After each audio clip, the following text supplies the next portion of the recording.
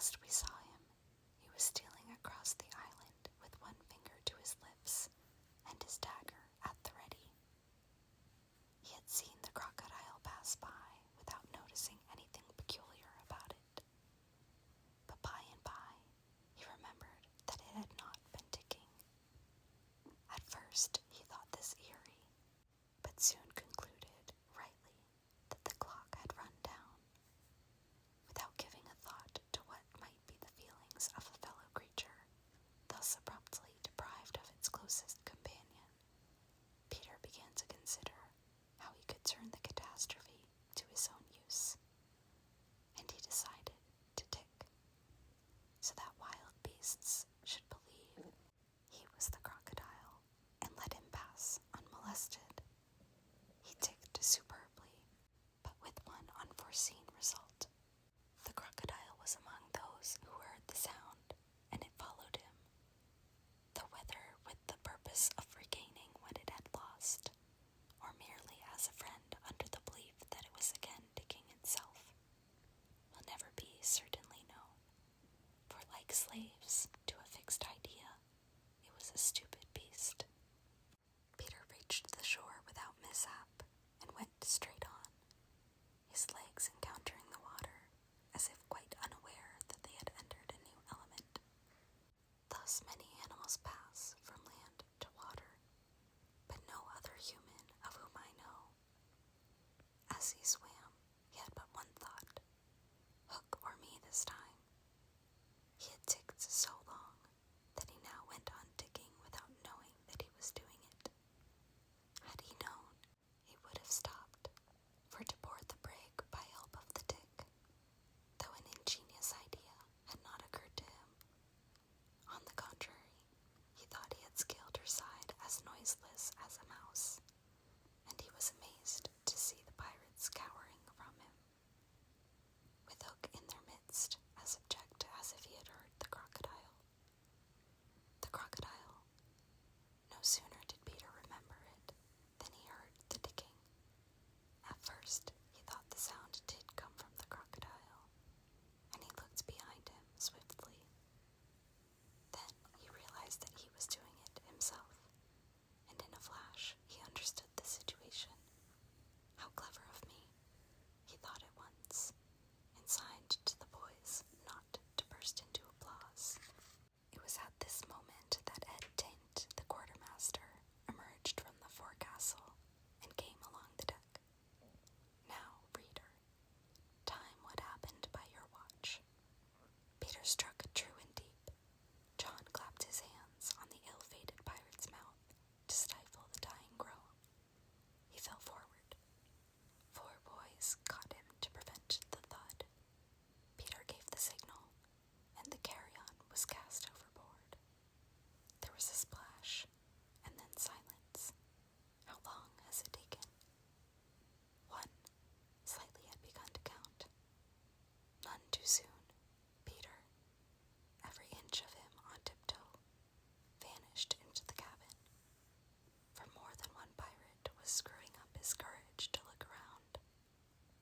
They could hear each other's distressed breathing now, which showed them that the more terrible sound had passed. It's gone, Captain, Smee said, wiping off his spectacles. All still again. Slowly, Hook let his head emerge from his ruff and listened so intensely that he could have caught the echo of the tick. There was not a sound. He drew himself up firmly to his full height. Then here's to Johnny Blink, he cried brazenly, hating the boys more than ever because they had seen him unbend. He broke into the villainous ditty.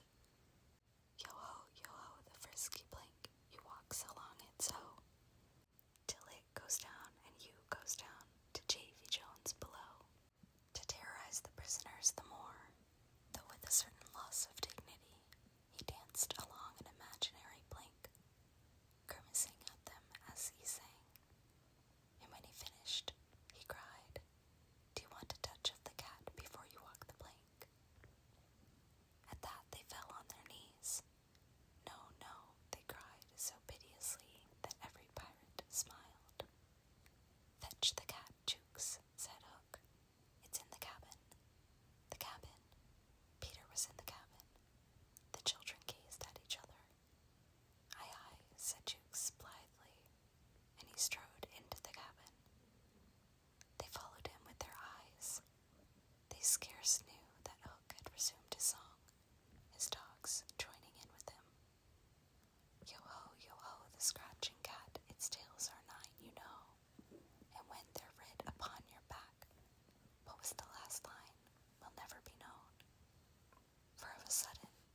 was stayed by a dreadful screech from the cabin.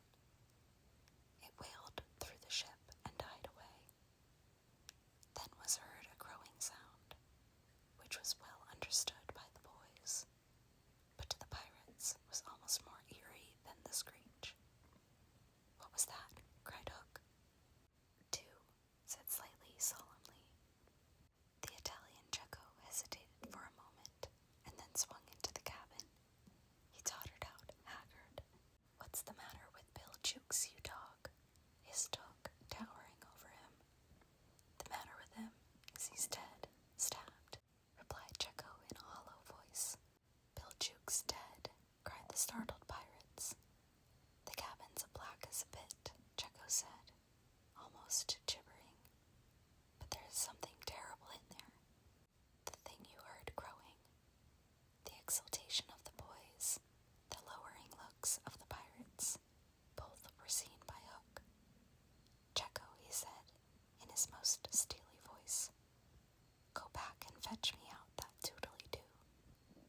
Cecco, bravest of the brave, cowered before his captain, crying "No, no." But Hook was purring to his claw. "Did you say you would go, Cecco?" he said musingly.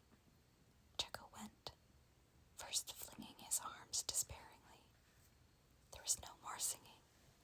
All listened now, and again came a death screech, and again a crow.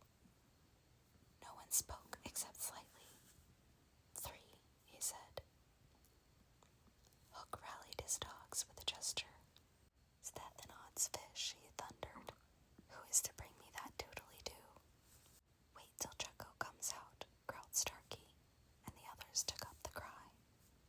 "I think I heard you volunteer, Starkey," said Hook, purring again. "No, by thunder," Starkey cried. "My Hook thinks you did," said Hook, crossing to him.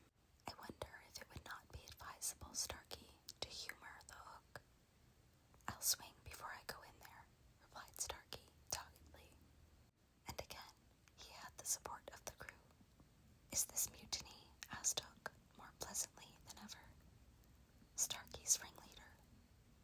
"Captain, mercy," Starkey whimpered, all of a tremble now. "Shake hands, Starkey," said Hook, proffering his claw.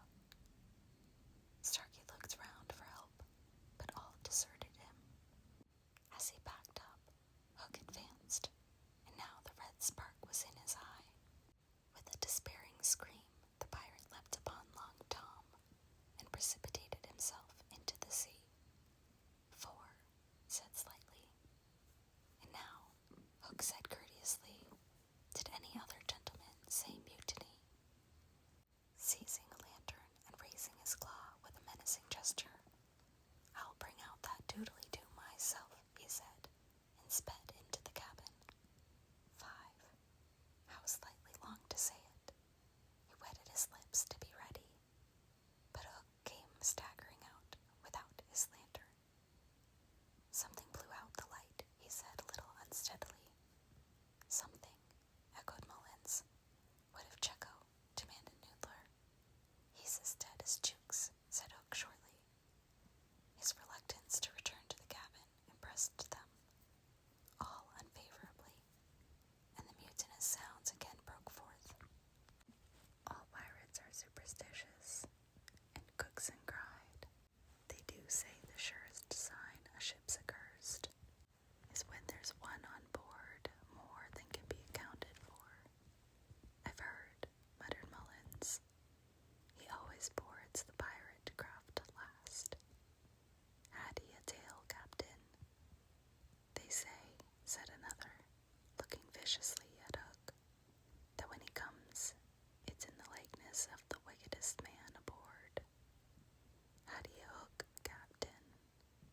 asked Cookson insolently. And one after another took up the cry, "The ship's doomed." At this, the children could not resist raising a cheer. Hook had well nigh forgotten his prisoners, but as he swung round on them, now his face lit up again. "Lads," he cried to his crew,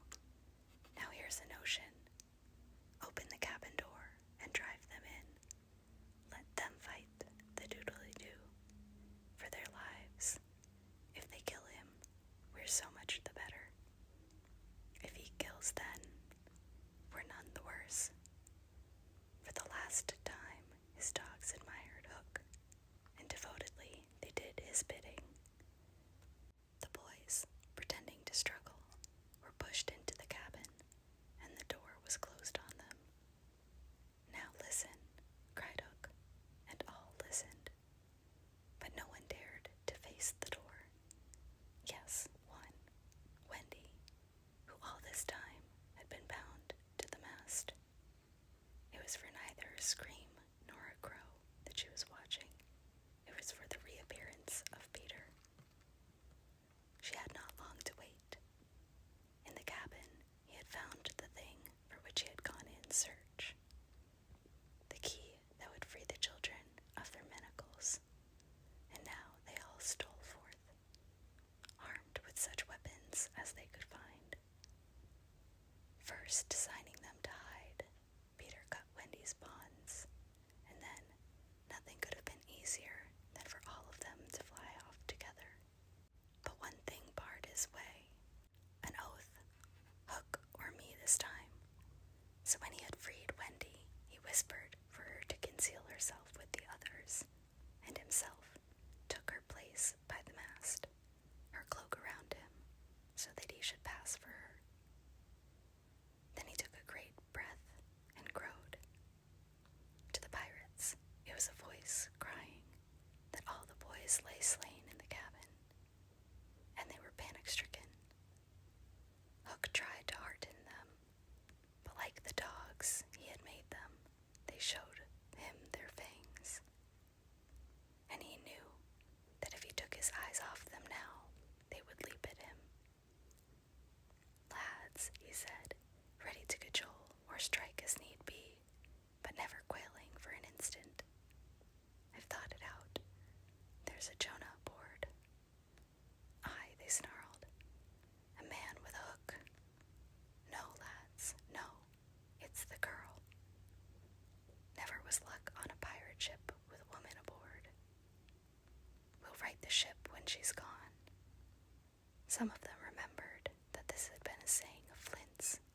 "It's worth trying," they said doubtfully. "Fling the girl overboard," cried Hook, and they made a rush at the figure in the cloak.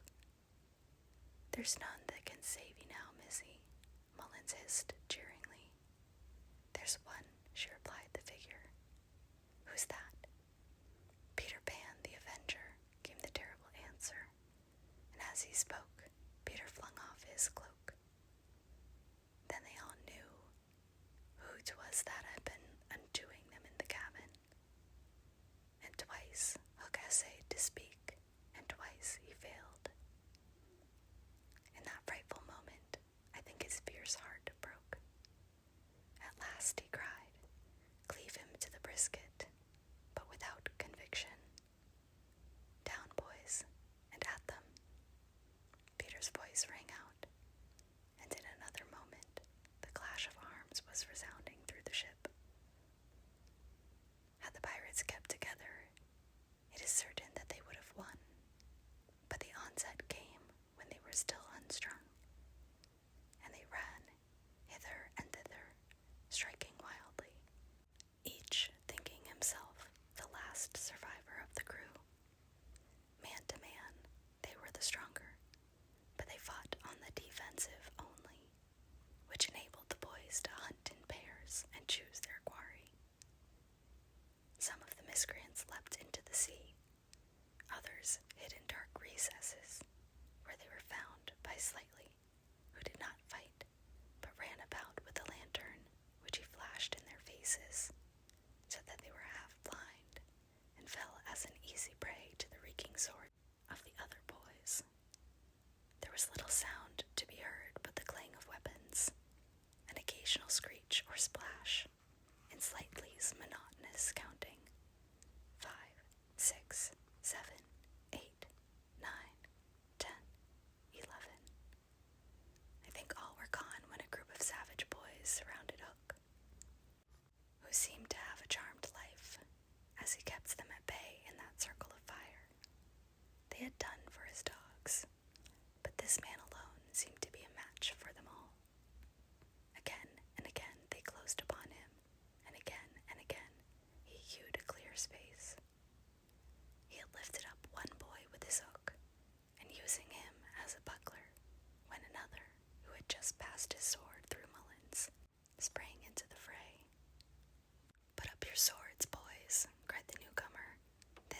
is mine.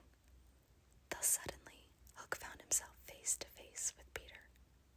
The others drew back and formed a ring around them. For long the two enemies looked at one another, Hook shuddering slightly, and Peter with the strange smile upon his face. "So, Pan," said Hook at last, "this is all your doing." "Aye, James Hook," came the stern answer, "it is all my doing." "Proud and insolent youth," said Hook, "prepare to meet thy doom." "Dark and sinister man," Peter answered, "have it thee." Without more words they fell to, and for a space there was no advantage to either blade. Peter was a superb swordsman, and parried with dazzling rapidity. Ever and anon he followed up a feint with a lunge that got past his foe's defense. But his shorter reach stood him in ill stead, and he could not drive the steel home. Hook, scarcely his inferior in brilliancy, but not quite so nimble in wrist play, forced him back by the weight of his onset, hoping suddenly to end all with a favorite thrust, taught him long ago by barbecue at Rio. But to his astonishment, he found this thrust turned aside again and again. Then he sought to close and give the quietus with his iron hook, which all this time had been pawing the air. But Peter doubled under it, and lunging fiercely, pierced him in the ribs. At the sight of his own blood, whose peculiar color, you remember, was offensive to him, the sword fell from Hook's hand, and he was now at Peter's mercy. "Now," cried all the boys, but with a magnificent gesture, Peter invited his opponent to pick up his sword. Hook did so instantly, but with a tragic feeling that Peter was showing good form. Hitherto, he had thought it was some fiend fighting him, but darker suspicions assailed him now. "Pan, who and what art thou?" he cried huskily. "I'm youth, I'm joy," Peter answered at a venture. "I'm a little bird that has broken out of the egg." This, of course, was nonsense, but it was proof to the unhappy Hook that Peter did not know in the least who or what he was, which is the very pinnacle of good form. "Taught again," he cried despairingly. He fought now like a human flail, and every sweep of that terrible sword would have severed in twain any man or boy who obstructed it. But Peter fluttered round him, as if the very wind it made blew him out of the danger zone, and again he darted it and pricked. Hook was fighting now without hope. That passionate breast no longer asked for life, but for one boon it craved: to see Peter show bad form before it was cold forever. Abandoning the fight, he rushed into the powder magazine and fired it. "In 2 minutes," he cried, "the ship will be blown to pieces." Now, he thought, true form will show. But Peter issued from the powder magazine with the shell in his hands, and calmly flung it overboard. What sort of form was Hook himself showing? Misguided man though he was, we may be glad, without sympathizing with him, that in the end he was true to the traditions of his race. The other boys were flying around him now, flouting, scornful, and he staggered about the deck, striking up at them impotently. His mind was no longer with them.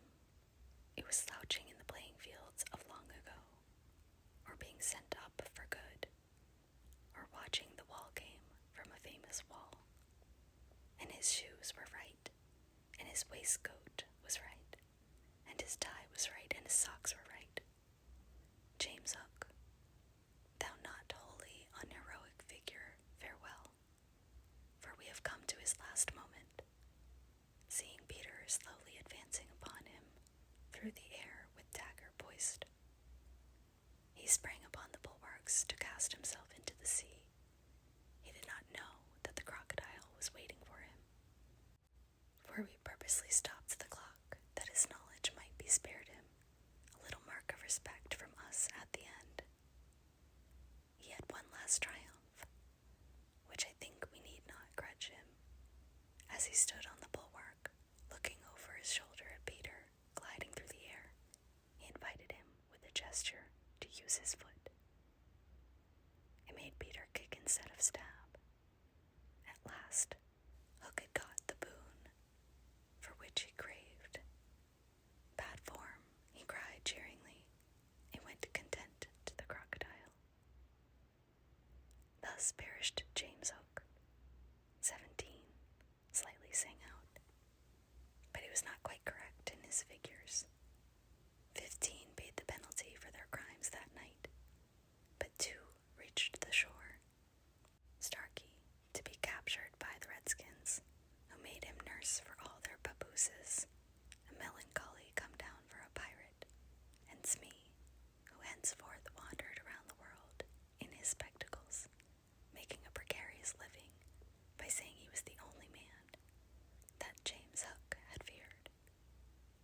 Wendy, of course, had stood by, taking no part in the fight, though watching Peter with glistening eyes. But now that all was over, she became prominent again. She praised them equally, and shuddered delightfully when Michael showed her the place where he had killed one.